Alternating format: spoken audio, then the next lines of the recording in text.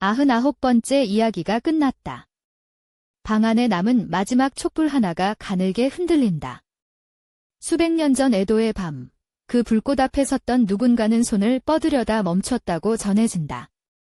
그리고 기록은 그 손이 끝내 촛불을 껐는지에 대해 영원히 침묵하고 있다. 100번째 촛불을 끄는 순간, 방 안에 당신 말고 누군가가 더 있다. 수백 년간 일본에서 전해 내려온 이 믿음은 하나의 의식에서 비롯되었다. 그 의식의 이름은 야쿠모노가타리 100가지 기이한 이야기.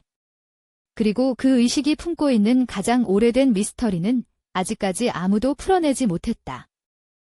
때는 에도 시대, 지금으로부터 약 400년 전의 일본이다. 오랜 전란의 시대가 막을 내리고 비교적 안정된 세상이 찾아오자 무사와 귀족과 문인들은 새로운 방식으로 밤을 채워나갔다. 그 밤의 놀이 중 하나가 바로 공포를 의식화한 게임이었다. 의식은 해질 무렵 시작된다. 참가자들은 방 안에 모여 앉고 방 중앙에는 100개의 촛불을 빈틈없이 세워두었다고 전해진다. 특이하게도 옆방에는 거울을 하나 놓아두었다는 기록도 있는데 그 거울이 정확히 어떤 역할을 했는지에 대해서는 지금도 여러 해석이 엇갈리고 있다. 규칙은 단순했다. 한 명씩 돌아가며 자신이 아는 가장 기이한 이야기를 꺼내 놓는다. 이야기가 끝나면 그 사람은 자리에서 일어나 옆방의 거울을 들여다보고 돌아와 촛불 하나를 껐다. 그리고 다음 이야기가 시작된다. 이 과정이 정확히 100번 반복되는 것이 의식의 전부였다. 이야기가 하나씩 쌓일수록 방 안의 어둠도 조금씩 깊어졌다. 처음에는 환하게 밝았던 방이 10번째 촛불이 꺼질 즈음이면 이미 그림자가 짙어지기 시작한다. 이것이 의식의 핵심이었다. 어둠은 갑자기 찾아오는 것이 아니라 이야기 한 편 한 편이 쌓일수록 서서히 스며드는 것이었다. 50번째 촛불이 꺼졌을 때 방 안에는 이미 낯선 공기가 흐르고 있었을 것이다. 어떤 전승은 이야기꾼들의 목소리가 점차 낮아지고 이야기와 이야기 사이의 침묵이 길어졌다고 전한다.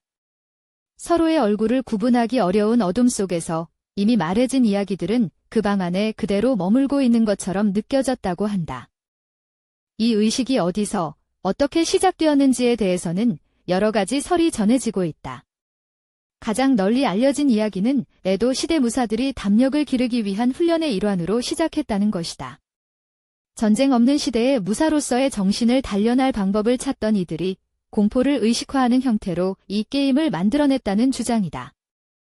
그러나 이와 전혀 다른 기원을 주장하는 설도 있다. 귀족과 무사를 가까이서 모시며 이야기를 들려주던 직업적 이야기꾼 집단이 이 형식을 개발했다는 것이다. 이들이 공포의 효과를 극대화하기 위해 어둠이 점점 짙어지는 장치를 의도적으로 도입했을 가능성이 있다고 추정되기도 한다.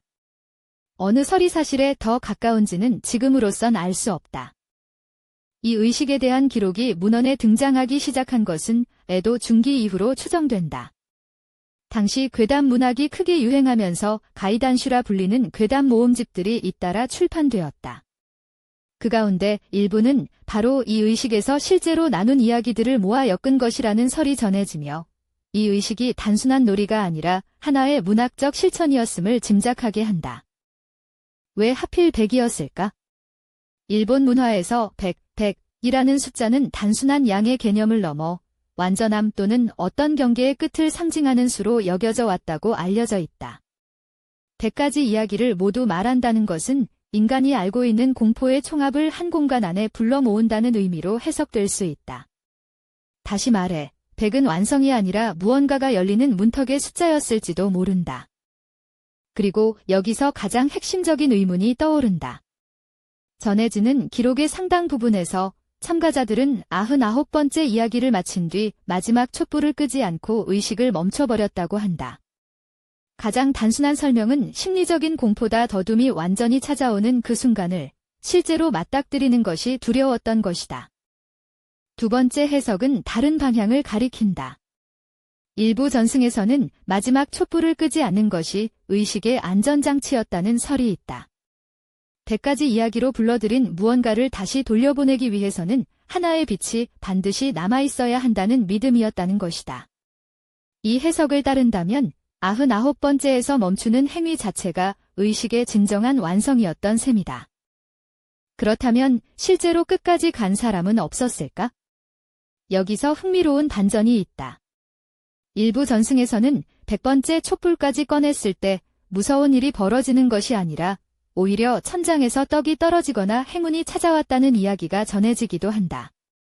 공포의 의식으로 알려진 것이 사실은 애군을 싣거나 복을 부르는 의례였을 수도 있다는 뜻이다.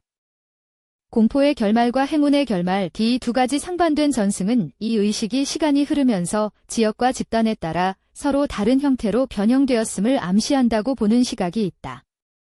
어느 쪽이 본래의 모습에 더 가까운지는 판단하기 어렵다. 그러나 확실한 것은 두 버전 모두 마지막 순간에 무언가가 달라진다는 믿음만큼은 공유하고 있다는 점이다. 야쿠모노가타리는 에도 시대의 밤에서 끝나지 않았다. 이 의식이 불러일으킨 상상력은 이후 수백 년의 괴담 문학과 공포 예술 전반에 깊이 스며들었다. 현대의 공포 영화, 소설, 만화, 그리고 인터넷 괴담 문화에서도 이야기가 거듭될수록 공포가 축적된다는 이 구조의 흔적을 어렵지 않게 찾아볼 수 있다. 그러나 이 의식의 진짜 미스터리는 방 밖에 있지 않을지도 모른다.